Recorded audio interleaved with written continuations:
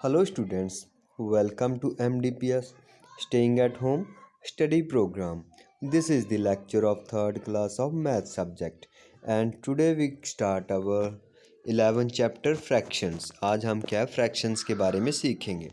So fraction क्या होती है? A fraction is a part of whole.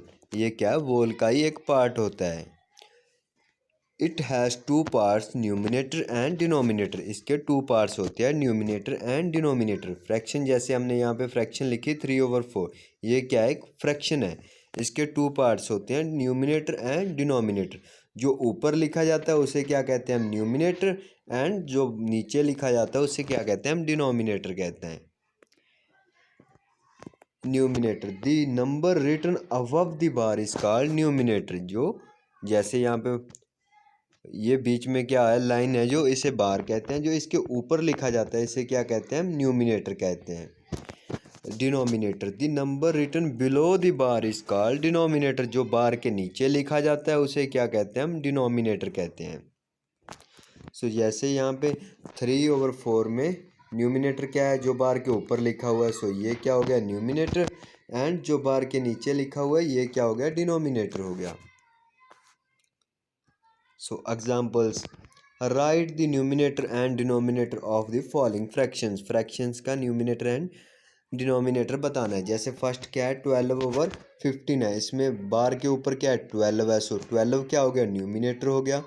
And जो बार के नीचे है 15 क्या हो गया? डिनोमिनेटर हो गया. ऐसे ही 14/17 लिखा हुआ है. जो बार के ऊपर 14 है 14 क्या हो गया? न्यूमिनेटर. एंड नीचे क्या है? 17 क्या हो गया? डिनोमिनेटर हो गया. नेक्स्ट क्या है? हाफ. हाफ क्या होता है? कि जब हम किसी भी होल नंबर को 2 इक्वल पार्ट में डिवाइड कर दें तो वो क्या हो जाएगा? हाफ हाफ हो जाएगा. If whole is divided equally into 2 parts each part is called half.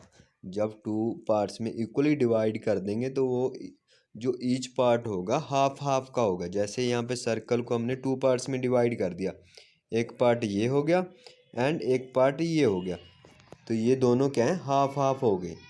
So half को हम क्या लिखते हैं? 1/2 लिखते हैं. सो ये पार्ट भी 1/2 है एंड इस साइड वाला पार्ट भी 1/2 है. सो अगर हम दोनों को जोड़ दें इनको तो एक सर्कल बन जाएगा. सो 1/2 + 1/2 इज इक्वल टू 1 के इक्वल हो जाएगा ये. To find a half of a collection. Collection का हाफ कैसे फाइंड करते हैं? कलेक्शन का हाफ फाइंड करने के लिए हम क्या करते हैं? बस सिंपल उसको 2 पर डिवाइड कर देंगे. जैसे यहाँ पे देखो देयर आर 8 बुक्स. यहाँ पे हमें 8 बुक्स दी हुई हैं. इसका हाफ करना है हमने. सो 8 को हम क्या है? 2 पर डिवाइड कर देंगे. 2 पर डिवाइड किया. 2 4 ज़ा 8. सो कॉन्शियंट क्या आया हमारा? 4 आया. सो अगर हम इनको 4 का ग्रुप बना दें तो वो क्या हो जाएगा? हाफ हाफ हो जाएंगे. सो 8 का हाफ क्या है? 4 है. 8 का हाफ क्या हुआ? 4. क्योंकि अगर यहाँ पे देखो एक 4 का एक ग्रुप बना दिया तो यहाँ पे 4 का एक ग्रुप बना दिया. दोनों ग्रुप इक्वली है ना. 4 इसमें है एंड 4 इसमें है.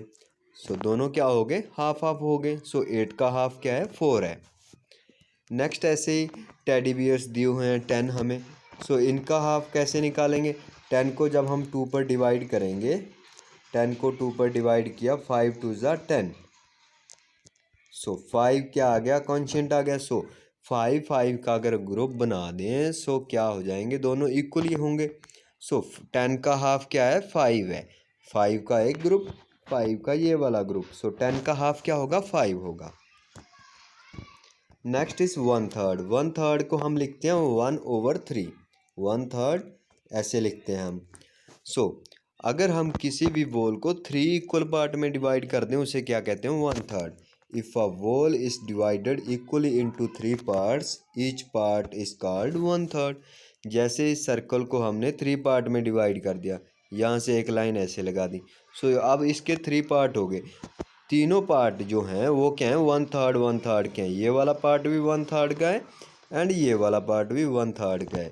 सो तीनों को जब हम मैच कर देंगे तो एक ही सर्कल बनेगा. सो 1/3 प्लस 1/3 प्लस 1/3 इक्वल 1 के इक्वल हो जाएगा ये। To find 1/3 of a collection, collection का 1/3 कैसे फाइंड करते हैं? सिंपल, हमने यहाँ पे 1/3 फाइंड करना है, मीन 3 से डिवाइड कर देंगे। जैसे देयर आर 9 कप्स, यहाँ पे 9 कप्स हैं, इसका हमने 1/3 निकालना है। सो 9 को हम क्या है 3 पर डिवाइड कर देंगे। सो 9 को 3 पर डिवाइड किया, 3 3 ज़ा 9। सो कॉन्शेंट क्या आया 3। सो 9 का 1/3 क्या है 3 है, मीन 3 3 के हम 3 ग्रुप बना देंगे। जैसे यहाँ पे देखो 1 ग्रुप ये बन गया, 1 ग्रुप ये बन गया एंड 1 ग्रुप ये बन गया। तीनों इक्वल ही है ना, तीनों ग्रुप में देखो 3 इसमें है, 3 इसमें है, 3 इसमें है। सो 9 का 1/3 क्या हो गया 3। नेक्स्ट 1/4, 1/4 को हम लिखते हैं 1/4। ये क्या हो गया 1/4 हो गया। सो जब वोल को हम 4 इक्वल पार्ट में डिवाइड कर देंगे उसे क्या कहेंगे 1/4। If a whole is divided equally into 4 parts, each part is called 1/4। जैसे इस सर्कल को हमने 4 पार्ट में डिवाइड कर दिया, अब 4 पार्ट ये इक्वली 4 पार्ट में डिवाइड कर दिया। सो 4 के 4 पार्ट क्या हैं 1/4 1/4 होंगे। ये वाला भी 1/4 होगा एंड ये वाला भी 1/4 होगा, ये वाला पार्ट भी 1/4 होगा। सो जब इन 4 पार्ट्स को हम मैच करेंगे ऐसे तो 1 ही सर्कल बन जाएगा। ऐसे ही 1/4 plus 1/4 plus 1/4 plus 1/4 is equal to ये 1 के इक्वल होगा। To find 1/4 of a collection, collection का 1/4 कैसे फाइंड करना है? सो 1/4 निकालना है, सो हम क्या करेंगे 4 से डिवाइड कर देंगे। जैसे यहाँ पे हमें क्या है 20 कैप्स दी हुई हैं, हेड्स दी हुई हैं यहाँ पे। सो हम क्या करेंगे 20 हेड्स को 4 पर डिवाइड कर देंगे।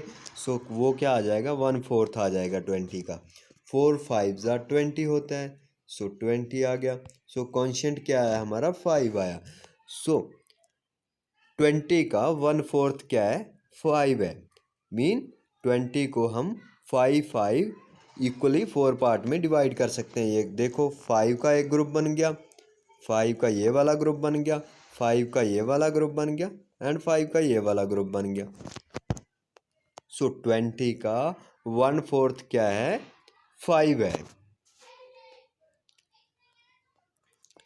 नेक्स्ट 1/5 में हमने क्या है उसको इक्वली 5 पार्ट में डिवाइड करना है। सो इसको लिखते क्या है 1/5 ऐसे लिखते हैं।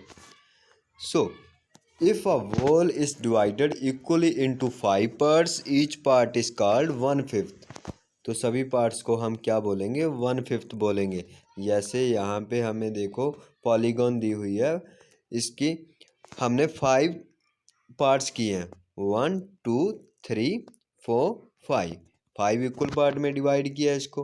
सो सभी पार्ट क्या हैं 1/5 के हैं। सो जब हम इनको फिर प्लस करेंगे तो ये भी क्या है 1 के इक्वल हो जाएंगे, है ना। नेक्स्ट क्या है 1/6, 1/6 भी क्या है, अब हमने क्या है इक्वली 6 पार्ट करने हैं। So if whole is divided equally into 6 parts, each part is called 1/6। तो उसको क्या बोलते हैं 1/6 बोलते हैं। सो इसको क्या लिखते हैं 1/6, 1/6 ये क्या है 1/6। यहाँ पे देखो हमने सर्कल को देखो 6 पार्ट में इक्वली डिवाइड कर दिया है। सो हर एक सभी पार्ट इसके क्या होंगे 1/6 के होंगे। सो जब इनको सभी को हमने ऐसे सर्कल किया तो 1 ही बनेगा ना, 1 सर्कल बनेगा। सो जब हम इनको प्लस करते हैं तो आंसर हमारा क्या आता है 1 आता है। 1/6 को 6 टाइम हम जब प्लस करेंगे तो आंसर क्या आएगा 1/6 आएगा।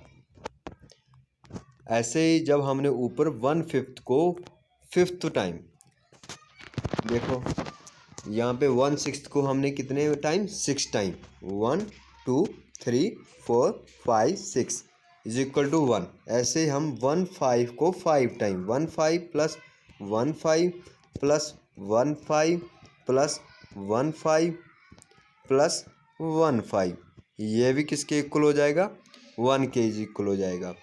ऐसे ही अगर हम 1/4 को 4 टाइम 1/4 प्लस 1/4 प्लस 1/4 प्लस 1/4। यहाँ पे हमने 1/4 को 4 टाइम लिखा, तो ये भी किसके इक्वल है, 1 के इक्वल है। ऐसे ही हमने 1/3 को 3 टाइम, 1/3 प्लस 1/3 प्लस 1/3, तो ये भी क्या है, 1 के इक्वल है।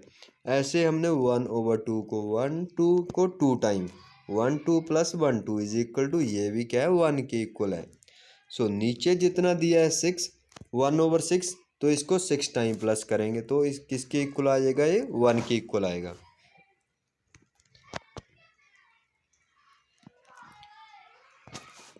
मोर फ्रैक्शंस, हमें कुछ फ्रैक्शन दी हुई हैं, जैसे हमें दी हुई है 3/4, 3 का 1/4 मीन 3 का 1/4 निकालना है हमने। सो 3 1 ज़ा 3 एंड नीचे 4 का 4, सो 3 का 1/4 क्या हो गया, 3/4। ऐसे ही सेकंड क्या है, 4/1/5, 4 का हमने 1/5 निकालना है, 1/5 निकालना है 4 का। सो 4 1 ज़ा 4/5, सो आंसर क्या है हमारा, 4/5। सो नेक्स्ट क्या है, 2/1/6, 2 का 1/6 निकालना है। सो 2 1 ज़ा 2 एंड नीचे 6 का 6, सो 2/1/6 इज इक्वल टू 2/6। ऐसे 4/1/7, 4 मल्टीप्लाई 1/7 निकालना है इसका। 4 1 ज़ा 4, नीचे 7 का 7, सो आंसर क्या है, 4/7। ऐसे नेक्स्ट क्या है, 3/1/8, 3 का 1/8 निकालना है हमने। 3 1 ज़ा 3, नीचे 8 का 8, सो आंसर क्या है हमारा, 3/8। सो ये थी fractions. So here we complete our this lecture. So thank you to all students.